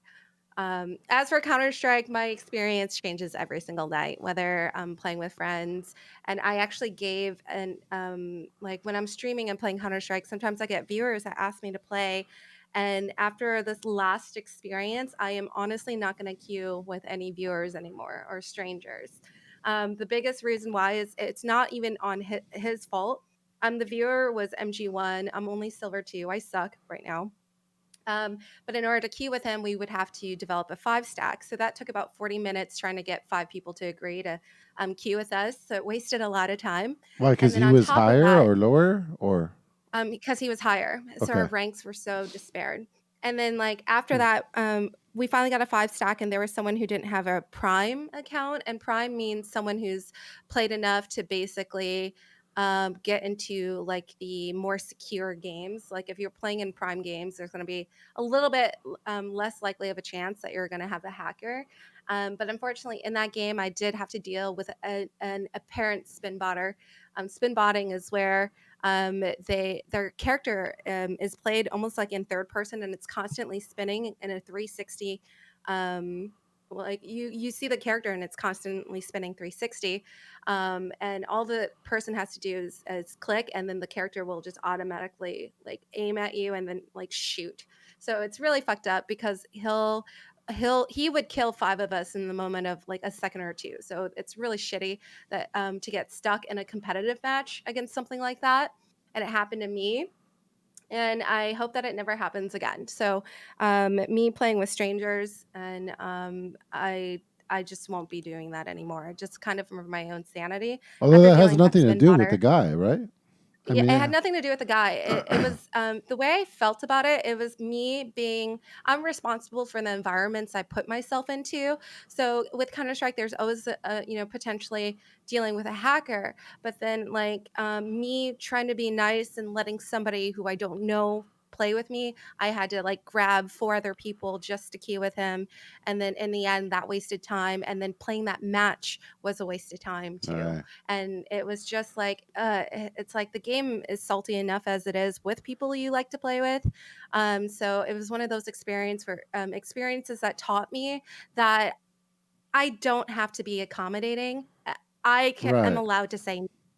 I am always allowed to say no if I want to say no. And that's one thing that I feel like a lot of streamers are pressured into doing. Basically, just always trying to be the nice guy or the devil's Make advocate. everybody happy. Yeah. Viewers that feel obligated, that feel like they haven't, like we have a certain obligation to them because they are checking out our stream. And I'm learning the hard way that should not be the case. Yeah. Mm-hmm. Yeah. No means no. But thanks for listening. That's about it. Nick, Yes, my child. the Blue King collection. That's So Ed yeah, as McMillan's a thing. Binding of Isaac fan, and I know that you're one as well. The creator of Binding of Isaac has released a flash sale for the next 24 hours. I believe it ends 10 p.m. your time tomorrow. Mhm. And you can buy every game that he's ever made for 17 American dollars. And it involves the origins of Bumbo. It involves the origins of Gish. You also get all the previous versions of Binding of Isaac, including the next ones as well. So you can kind of see the development between the first version, second version, and what we have now. You get Super Meat Boy as well, and the Basement Collection. It's an amazing deal. So if you want to get into that universe, this is definitely the way to go. You could get fingered for Oh yeah, you can get how much fingered. is that? You could get It's fingered 17 American for dollars 17 American dollars and for more. all the games. Yeah, and if you already own some of them, it reduces the price. Cool. Real, but if you just want to play Binding of Isaac and want to get into it, what do you buy? You just buy Rebirth, right? You just buy Rebirth and Afterbirth. And Afterbirth then Plus. That's well. I think you can just buy Afterbirth Plus, and all it needs is Rebirth. Oh, gotcha. The total amount of money to get the full Binding of Isaac current experience, I think, is $13, Yeah, which isn't bad for 1,000 hours of gameplay. including the next 400 hours that are coming out in March or whatever the fuck. Yeah. So, and then the Contraband two other Police? games I have to talk about, or the other game I have to talk about before we start talking about some real shit, is Contraband Police. Sniper, if you want to bring that up. If you guys ever played Papers, Please, Yeah, I feel it's that's very a similar. I Bobby was game. about to say it. Yep. It's obviously better graphics in the sense of it's 3D. It involves actually physically searching Cars the and cars shit. and everything. That's cool. I guy's experienced poking at Papers, tires with a Please through rake. YouTube. But I feel like this is way more involved. I think this might be a successful new age game from a development company that only has $2,000 to spend. But we'll see. It's supposed to be releasing, I believe, before May of this year, or at least the beta. So I'm definitely looking out for Why it. don't you just Can move you to Russia, imagine being dude? the person that axes open one of those chairs and then like you stab someone or you kill someone? Person. I'm sure it's Stitched into happened. the I'm sure it's happened a vinyl bunch of of the times. passenger chair seat. That's called San Diego fucking Border Contraband Patrol, Police? 1994. Yeah. Oh But, Paramount? yeah, no. So Paramount Plus, have you guys heard about the announcement today No. involving this? So Paramount just announced their own streaming software because of HBO saying Max. that all of their titles releasing in 2021 will be releasing on HBO now as well as HBO in Max. theaters simultaneously. So Paramount is releasing their own streaming service. Huh. no. And will be removing all of their their movies on the streaming services, Jeez. I believe, by June of this year. It's such a clusterfuck, man. I really argued about this a long time ago. I wish somebody would just fucking put them all in one. Obviously, it'd be better for the consumer. But I think we're gonna get a Comcast Unity fucking experience where you get everything. You know, Hulu, Yeah. all that shit, HBO. Yeah, Hulu does a really like good job of that. 75 Dude, bones. you could go on I'm bad for Hulu and just add whatever you want. HBO, Cinemax, like I think you can add Disney Plus, but you can't watch it through Hulu, which kind of sucks. Yeah. But they do a pretty good job. You can also get like live TV there too. You can like sign up for the free sample like I did just to watch the Oscars. But it kind of makes it nice to have everything all in the same spot. But yeah, I'm not really surprised that this is happening. I mean, I think we are approaching the simultaneous release age because, things aren't. This whole thing with the virus, like for the longest time, people were just like, when are we going back to normal? When are we going back to normal? And like at the very early stages of it, I remember my mom saying like, you know what, it's just going to be one of those things where it just changes and we do everything different from now on. And I was like, at the time I was like, I don't know. But my mom is a very wise person. She's like a very wise old lady. The way you say it sounds condescending. Dude, you say your mom, I don't. I think of Mr. House from like New Vegas, where she's like one giant computer that controls the whole city. But I know it's not the See, situation. that's the thing. Like, I never really regarded my mom as being like very wise. No, not like a smart person, like super intelligent or anything. She reads a lot of books. She's very well read and like knowledgeable about a lot of things. But by talking to her, she doesn't come across as like a really intellectual type person. But she. Anybody who's that age has probably just had enough experience to realize, like, yeah, this is one of those times in history where everything just changes moving forward. It's happened probably a lot in the 60s. It happened with like AIDS. Like everything was just different after that. 9/11, everything was different after that. And they never really went back to this the same way. So I think a lot of these changes that are happening, and like with movies right here that we're looking at. This might be the moment in time where we have simultaneous release, where a movie comes out in theaters and for home viewing at the same time. Yep. And it never changes, never goes back after that. I want to get HBO Plus, Max, for sure. I got it if you want it. There's a lot of good stuff on HBO Max, like a lot of hard to find things. Like there's some streaming services out there that I think are just incredibly valuable just because they have things that you can't seem to find anywhere else. Like Criterion has a streaming service, and it used to be cheap, man. It used to be like $5, and now it's like 15 or something, like a little too much. They add up if you fucking get them all, Yeah, they do. Yeah. How much is the Criterion collection nowadays? I have no idea what Criterion is.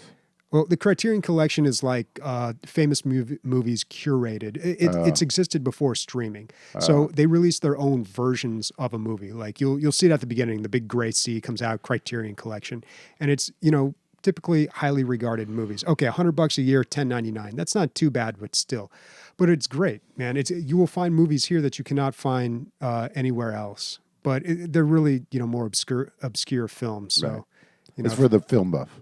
Yeah, exactly. The Addams Family 2.3. They go to Hawaii. Yikes. All right, time for listener questions? I think so. All right. Let's scroll on down here.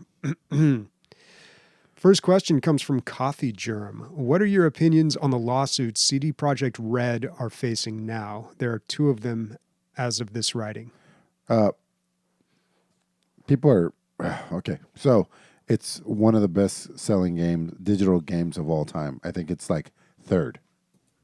80% of their sales is virtual. Yeah, you're getting a return on your investment, and you're getting your money back. It's just not the fucking landslide that you thought it was going to be, or the reviews. I don't know what it is, but the game is making so much money. It's Well, it's making a lot of money, but I could see where there might be. Honestly, it all boils down to the contract, whether or not they have a case. Like, and that's for the lawyers to figure out. But I looked up some information about this. So there were 2 lawsuits. The one happened on December 25th, and that was from some investors, a law firm. So these guys probably have pretty good lawyers and know what they're doing and had a really strong contract. They're probably going to get something out of this. The other one was a class action lawsuit. So a bunch of other people who were also investors that just came together and basically piggybacked on the first one. Yeah, on the first one. But the thing is, and they listed out specifically like the 5 reasons that they're doing this.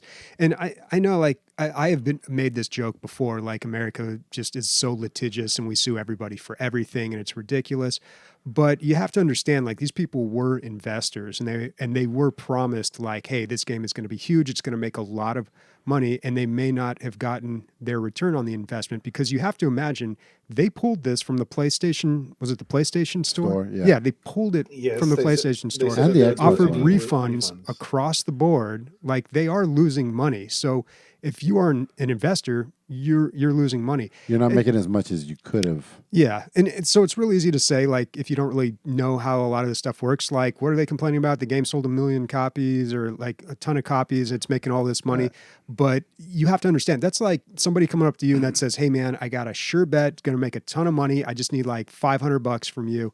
And then they take your $500 and they're like, you know what? Didn't really work out. I'll see what I can get you. It's like, no, dude. Like, I think no, but I also think that investment has an inherent risk. Otherwise, if not, then there would be no need for investments. You just always go to the bank. Well, again, that depends on the contract, though. Like, it really depends on how they wrote it up, and if they under-delivered and did not meet whatever expectations that they had, or if they under-delivered on their promises. Because otherwise, you could just go out there and just tell people whatever you want and just say, hey, man, it's an investment. Like, have you seen the movie The Producers? Basically that. Oh, okay. Well, I don't want to get into that. That's a whole nother explanation. But basically, you can just go around and say, you can go to all these, well, I don't know if this is exactly a Ponzi scheme, but it's a type of scheme where people go around, they collect money for investments, and then they put it into something that is like meets the right requirements of whatever they agreed upon, and then pocket the rest of the money. It's like, well, Didn't work out. Yeah, it didn't work out. So I don't know, man. They might have a case here, but I honestly I don't care. Like, really, as a PC gamer, this whole cyberpunk thing doesn't affect us that much. I mean, our bugs are like Skyrim bugs. They're like they're not that big of a deal unless you're running like a really shitty computer. Like, and most PC gamers aren't. If you're a PC gamer, you probably put a pretty good amount of money into your hardware. The people that are really suffering from this are the console players, are the people on last gen consoles who don't even have this game available to them possibly anymore. Yeah. Oh no, I can't get it on my PS4. What am I going to do? Yeah. Well, for a majority of the time, that's who these people are selling to, especially since the time they started on this project as well. If anything, when it comes to the lawsuits, I think CD Projekt Red should be the leading example of what not to do. So if they do, suffer major losses from this, it's basically like, well, you sow your own oats in this sense. Did you guys see that apology video they put out like a week ago?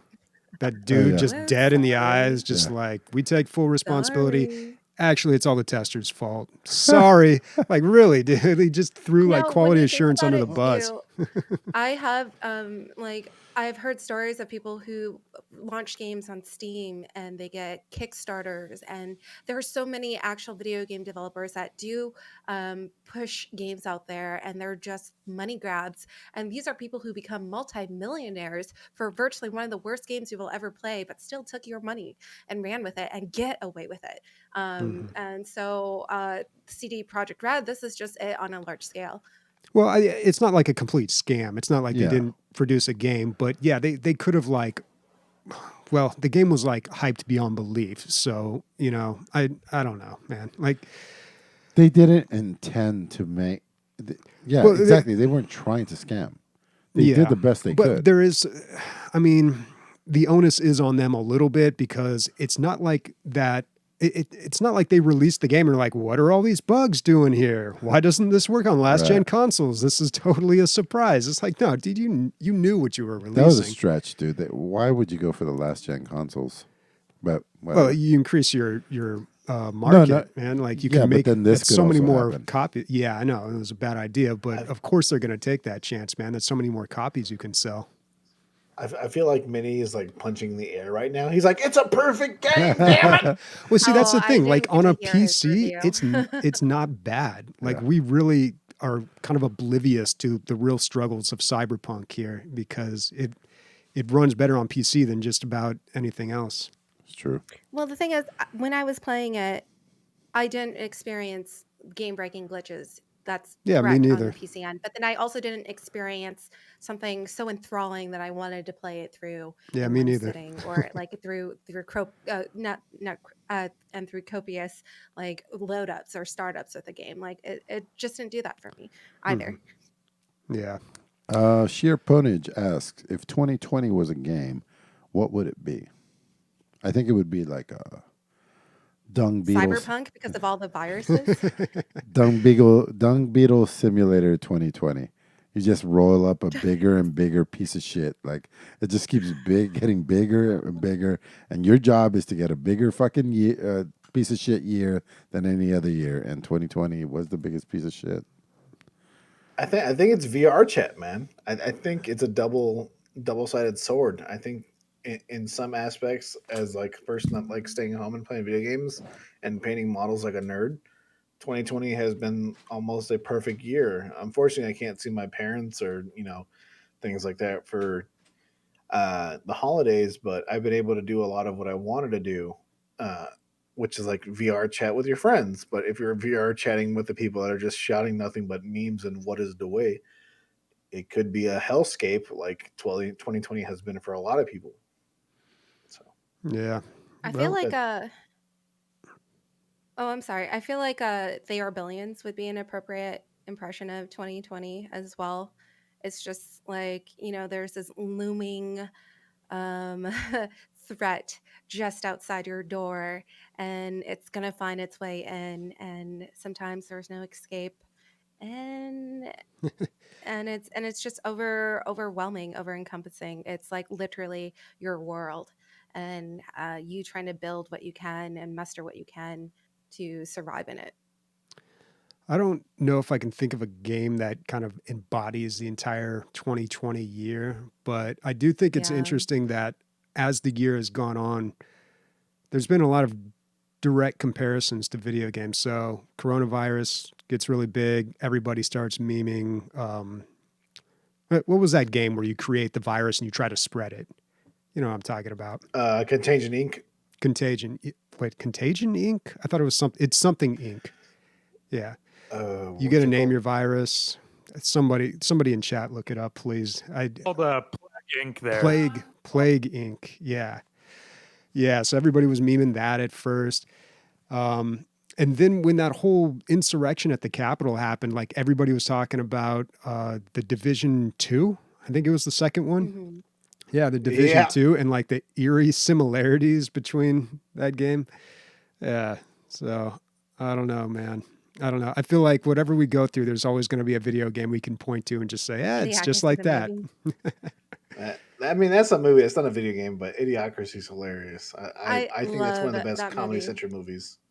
Yeah, Yeah, that was a good that's one. where the Dildozer was born for when we played that weird make your own robot game.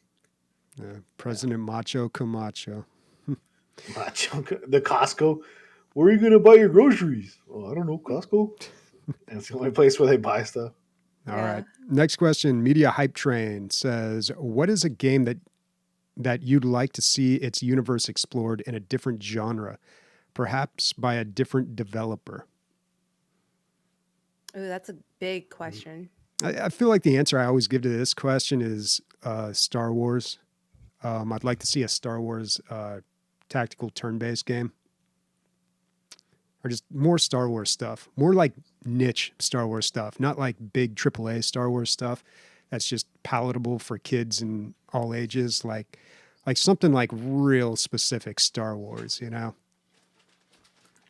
I'm gonna go with for this one. I'm gonna go the Warhammer universe, but I want kind of like a God of War experience. So this is like me going on like the tinfoil hat kind of parade. And in the Warhammer universe, you have the Space Marines, right? And the Space Marines are plucked off of these planets because of they're like the strongest people of the world. And there are planets that are still in the Stone Age, and people get picked off of these planets and become Space Marines. And to kind of have like a video game where it's like the first half, you're like a caveman that's hunting like mammoths and saber-toothed tigers and stuff. And and as a player, you would play the game and be like, this environment is kind of weird. You know, these woolly mammoths aren't exactly what we know, and all these other animals. And then like halfway through the game, it's like a hard cut, boom. You know, you get abducted by these crazy ass people, and then like 75% of the game, you realize it's the Imperium of Man. I think it would be like an amazing story through that way. Totally. That's awesome. This one's a tough one. I could think of a lot of different things. None of them I don't think I could take even myself seriously on. But like I think something that would be fun. I know you mentioned VR chat earlier. I think it would be great to have something like a Super Smash Brothers in VR where you get to kind of be the hero, like, like maybe not quite VR, but it's almost like how do we take all of those different heroes and not have it be a fighting game? Like, is there almost like Kingdom Hearts, I guess. Like a Like smash up. Super Smash Brothers turn Kingdom, yeah, like a smash up turn Kingdom Hearts. Like you create a world where every character, even though they have different backgrounds, are somehow relevant in this one world, and it's not just a battle stage. That's a really good answer, Chi. Because like I Thank don't know you. why Yeah. I don't know why Smash Brother gets away with it. Maybe because there's no story and everybody knows that this is not a real universe. It's just like they're getting together just for this one fight and that's it. How dare you? What are There you is talking a story, you asshole. yeah. The hands are flying in from another dimension and we have to fucking rally our troops to yeah. It's Beat the basically fucking like Toy hands. Story. The hands like Andy. Let's see. Oof. I and not because I'm a Star Trek fan, but like what keeps bringing Bobby back to what's that game we talked about last week, Bobby? Pulsar. Yeah. Lost Colony. If we can get a Star Wars that's a Star Trek that's Star Wars, and I'm sorry, we could get a Star Trek that is an actual Star Trek game and it feels like you're flying around and getting in the same adventures that they do, and you have to figure out a way to get out of getting fucked every week or so. That would be amazing. But it's just like, how do you make it work? A bunch of people have tried. There was a VR one that looked exactly like, isn't there one? There's a Star Trek that it's called The Bridge. Yeah, the bridge. Yeah, and I don't know how good that is, but you're requiring $7,000 worth of, no, including the rigs, you're talking about $30,000 worth of equipment for 6 people to play this in VR. You know what I mean? Like something a little more accessible that does what this does. I think that would be great. I think that's really cool. It's almost like that one Black Mirror episode. I think Yeah, season 2 exactly. episode. Like I have no complaints about this, except for not everybody has 5 friends to have sick VR rigs and the time to you're talking about like, to have an adventure, you're talking minimum 2 hours, right? Because everybody's got to sit down. You have 5 people. Let's all go do this. And I'm sure if you can, it's like D&D. If you can do it, I'm sure it's great. But D&D is free-ish. And this is, Plus, if you're playing with that many people, there's always going to be that dude that just can't get his shit working. Yeah. it's almost always me. Spends like 20 minutes troubleshooting it. Yeah. You know what would be great as a bridge or a social hub? Like if you had a gamers hub where it's just you and your friends exclusively invited to this lobby, and like as long as you check into the hub, maybe it'll automatically show you like what this person played this week, maybe some clips or something like that. So like no matter what, you're kind of always relevant to your close gaming friends' gaming experiences, even if you're not playing the same game. It's kind of like the callback. Or like the guild hall, where you basically just kind of like see what everyone's up to, or like how far along they've come and what they're doing. They could easily do that. It's almost like what you're talking about, G, I think is like if you took Steam as it exists, but then you had your top 8, and then those top 8 you saw in like detail, right? Something like that, right? Yeah. That'd be cool. Yeah, it would be really cool. Like You even listening? like Twitch videos fucking gaming, or get to work. like clips. All right, Warconius has a few questions here. Any moment in your gaming life that a game or series of games made you reflect on relationships or life choices? Oh man, Dude. I don't I've had when I was addicted to EverQuest. Nick, do you remember this at all? Was this in your lifetime?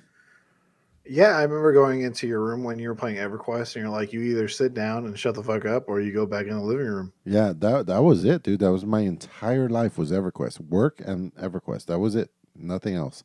I don't know how many years it was. I want to say it was probably 3. But yeah, fucking 10, 15 hours a day. And there was a certain time, there's a certain amount where like I'd have arguments with my girlfriend about playing too much while playing. And so that was rough. Having sex during EverQuest, getting blowjobs during EverQuest, like all this stuff. It's just too much, And then it was especially the arguments where I was like, it's weird having the argument while doing the thing that we're arguing about. Like, that's when I kind of realized. I feel like that's when I realized that it was too much. But yeah. I have that same. That's actually something quite recent to me. Not as severe as that, but so I play Escape from Tarkov. Everybody kind of knows that, and if you know anything about the game, there's a kind of like a final mission where you get this thing called the Kappa container, and it requires at least 45, 50 hours of game time where you're doing in-game quests and stuff like that, and it happens every wipe. And I've done it 3 times before, and in this newest wipe in Christmas Eve, it happened. I was playing the game and everything, and with a newborn daughter and going through the time, and I was like, man, I gotta get Kappa container again. I gotta get Kappa container again. I get it every season. I gotta get it again. And I looked at myself, and I looked at the relationship I currently have with my wife and everything in my own family and everything. I was just like, you know what? I don't need to get it. This is just adding extra stress and consuming more time and just degrading my own personal relationships. So it's not something that I have to get at all. Yeah. And you know what? Your life is no better or worse for not doing that. Well, it's better probably than if you would have got it. I think that's one thing that having a family, especially during World of Warcraft, like I got to be part of the rating team. I got to be part of the Mythic rating team. I got to play every Wednesday and Thursday. I got to devote my time from 7 p.m. to 11 p.m. at night. So you just said that with these guys. You're quitting WoW. Is this the same thought process that went into this? Exactly. I cleared the dungeon. I've cleared the raid 4 times. I don't see any reason to do it again. I'd rather spend time with people that I enjoy spending time, like Bobby and Sniper and Ree and Emilio, to play D&D, or just spending time with my own family than really fucking absorbing my time just sitting there waiting for people to do shit. Yeah. And I think when you first started hanging out with us, and I'm sure there's still a little bit of this, but you're like, why do you guys play these shitty little games? Why are you guys playing these like Jackbox games? And like, let's go play some real games. And I'm sure there's still some of that to it, but it's the accessibility. Everybody's there. Everybody that counts can just play. It's free. It's easy. Let's just do it. There's a lot of that, like time, saving time. We could all just play this right now, guys, or we can have everybody download something new. You know what I mean? And that's all going to take time. And I think that's one thing that the Discord really does well. So like we know now this coming week, if we do another game night, if Days, you better come ready with some shit installed. Yeah, if Days goes, hey, we're playing this game, motherfuckers, you better have it installed. You better bet everybody's going to install that game to play. And we're not going to play anything that is 50 gigs anyway, even if you don't have it. Yeah, or $50. It's going to be below like $10 or $5, Yeah. All right, Warconius's next question here. Tencent just announced investing majority stake in Clay Entertainment. What is your most memorable Clay game, and what do you hope they do in the future with this infusion of cash? Mine is Mark of the Ninja. I've played that the most, I think. Bobby, there was it feels like a Clay game. Can you bring him up? let's just look at their games. I want to make sure it's Mark not. of the Ninja, Shank 1 and 2, Oxygen not included, Grifflins. Don't Don't starve together. starve. Yeah, Don't Starve, big one. Invisible Ink. Yeah, I've missed a lot of these games, actually. But you know what? I mean, Mark of the Ninja was a fantastic game. It's pretty old by now, but it still holds up. I got to go with Grifflins, their newest one. It's not even out yet. It's in beta still. JP really Diddy like picked it that up. He really likes it too. Yeah, it's a solid game, and they've done so much. I can't remember when the last time I've talked about it was, but they've added and changed and improved so much about the game. It's got so much more content right now, and it's not even 1.0 yet.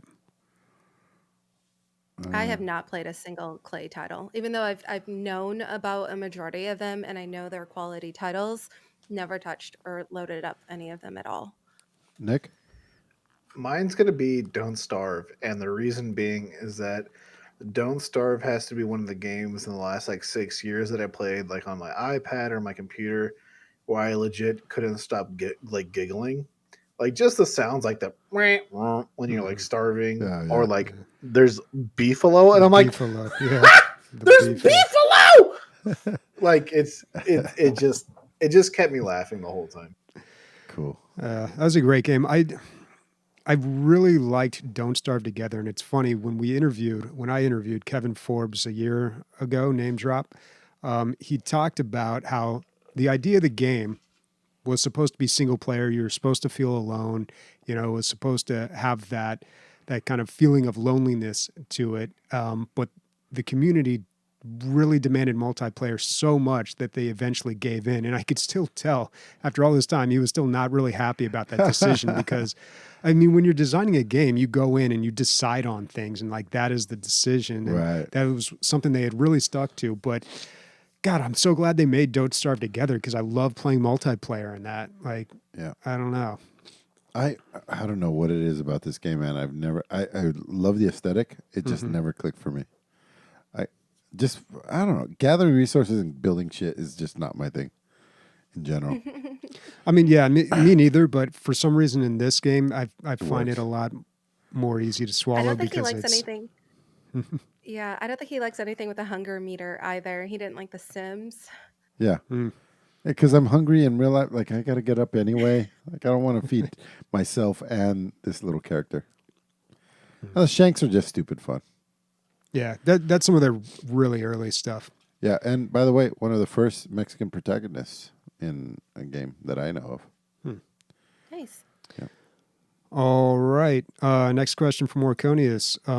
Resident Evil had a big presentation with Village and an announcement for the remake of 4. Have you played the remakes of 2 and 3? How about 7? I played a little bit of 7, maybe 2 hours. Yeah, I played a little bit too. I was actually scary. bought that game, but I don't know. I didn't. Yeah, I mean, it was a great game, but I just didn't complete it. The only Resident Evil game I've ever played all the way through is 5. And Weird, dude. I played it co-op. And I don't think that was a very popular one either, but I don't know. I enjoyed it. It's all right. Played it like, I think 10 years ago with a buddy of mine.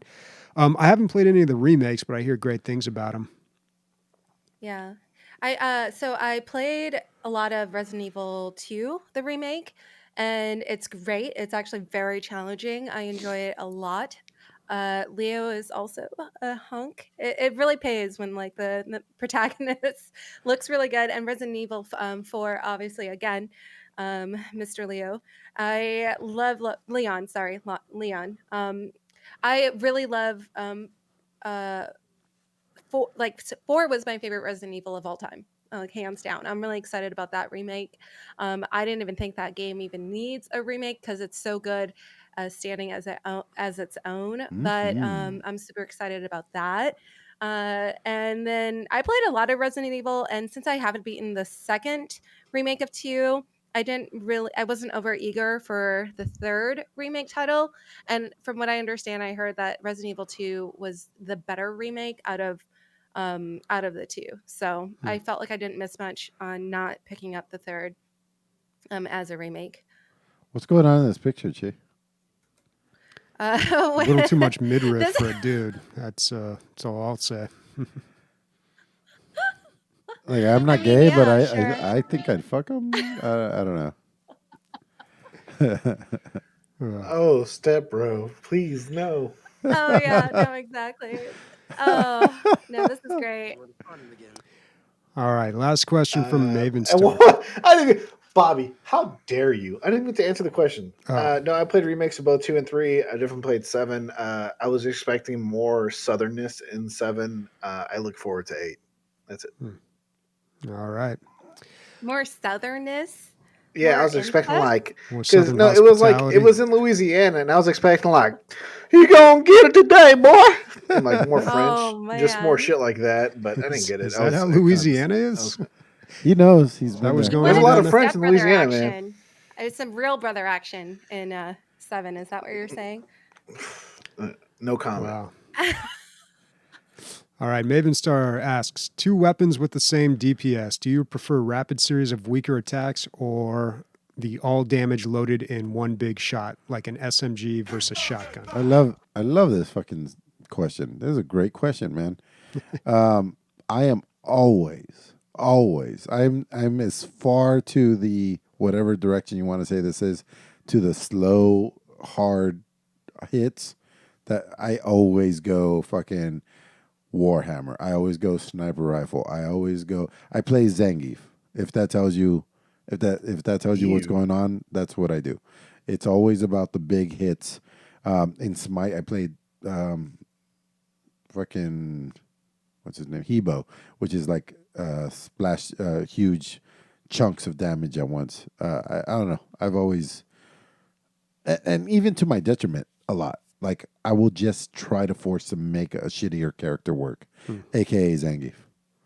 I feel like I'm on the other side of that because if you miss with the shotgun, like you miss with like that big huge shot or the sniper Yeah. rifle or the rocket launcher, it's like a big whiff. Yeah, with, for with sure. the SMG, you got a lot more chances. You know, if you don't hit every single time, well, at least you did some damage. Less margin of error. Yeah, for sure. easier to do headshots with something like that. So I usually err on the side of like assault rifles or not usually SMGs in games, although you know it depends on how the game treats them. But yeah, I usually like boring old assault rifles. That even said, like in a game that has like a lot of assault rifles and like SMGs and stuff, I'll always go with the carbine, the single shot, like one click. That just feels. Yeah, like in Carbines GTFO. are my favorite. In GTFO, I'm using the DMR, and I've really been enjoying that. It's not a lot of bullets, but if you hit one in the head, like it's usually one shot, one kill. Shit. Yeah, that's Emilio's gun right there. That would be perfect. It Yeah. is the tap tap tap gun. It's Yeah. a full auto. Yeah. For me, it really depends on like what type of shooter environment I'm in. Like if it's Left 4 Dead and zombies are coming at you, and no matter what, they're always gonna get in your face. I feel like the shotgun's the way to go. Whereas I wouldn't want to use shotgun in like a deathmatch scenario because it would kind of force me to camp or play very passively. And then not only that, like say goodbye to anything long range. So I think like in traditional deathmatch environment, I would go with a rifle, and then when it comes to a more like NPC oriented environment, the shotgun for sure. I mean, same effects more or less. You know, it kills the kill, and I think the gun affects your actual motion more than anything else. And I'm the type of person that I don't know, like I do like rushing with a shotgun in Left 4 Dead, but I would never do that in like a deathmatch setting. I feel like I do, and that's why I'm always dead. Gee. I Well, miss. I'll do it all night for that one time that I got behind the enemy's line and just lit them all up. We all remember the it's famous really swing with the actually battle axe. shotgun kills are more gratifying, that's for sure. Yeah. Shot heard around the world. I miss like I think, 90s games where they just it wasn't like you know, so specific. It's like, okay, this is a P90 whatever, you know. It was just like, okay, this gun shoots shurikens and lightning. This one's a rail gun. It has these like bombs that it shoots that sticks to people's faces. This one just shoots a Yeah. bunch of blades everywhere.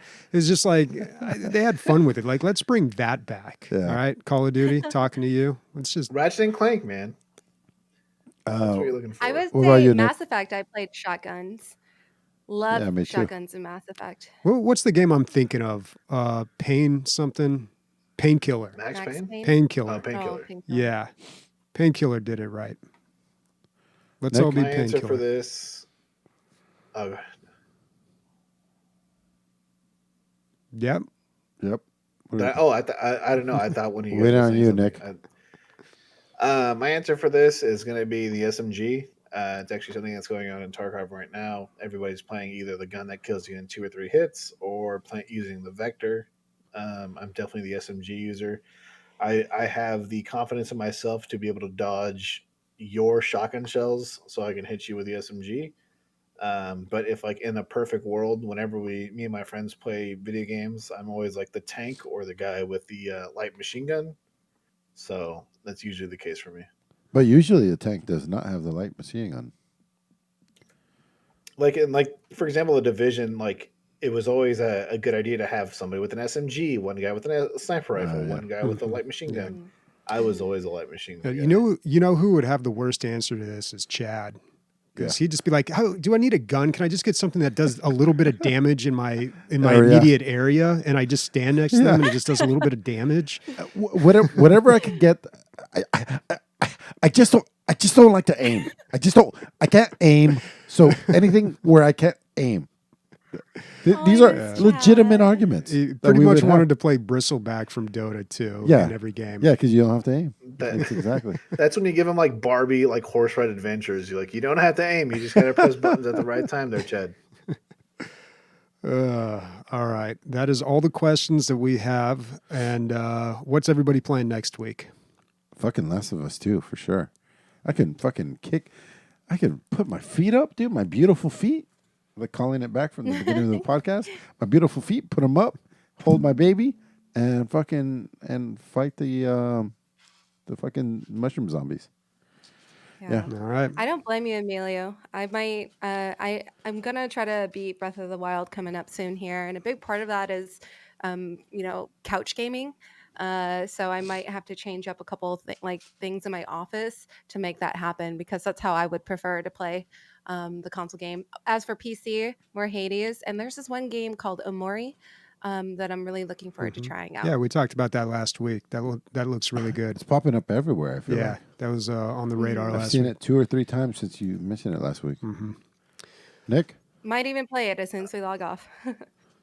I got 3 things I want to do this week. Finish painting Daze's cultists. She sent you some 3 more things to add. cultists? She sent you some. Yeah, things? so she was my Secret Santa for this year. Shout out to the Secret Santa program for DLG. She sent me 10 cultists to finish off my cultist division of 20.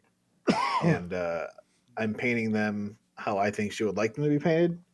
I got to add one color, 1 shade, and then 1 technical, and I'm done, which should all take me about 2 hours.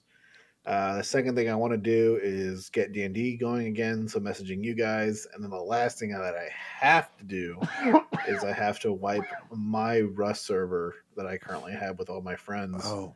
I currently have 27 friends playing on my Rust server, and I'm wiping it on Saturday and watching that chaos of people throwing spears at me. Sniper, can you put Rust on for next week? Because I really want to talk to Nick. I've seen pictures of Rust, and it doesn't even look anything like it used to at all. So dude, that's the whole thing about it. Like they did their release. It is nothing how we used to play together. Yeah. The only thing that's even relatively close is like the building dynamic, and that's it. Wow. It is amazing right now, and that's why all my friends. And people are playing role it. playing, or you pick roles. I'm not sure. We'll get into it next week. Yeah. Yeah. And I guess that's it. God damn it, I had one more thing. But anyway, speaking for Bobby, Chi, Nick, and Sniper, and myself, Rusty Titties. Bye-bye.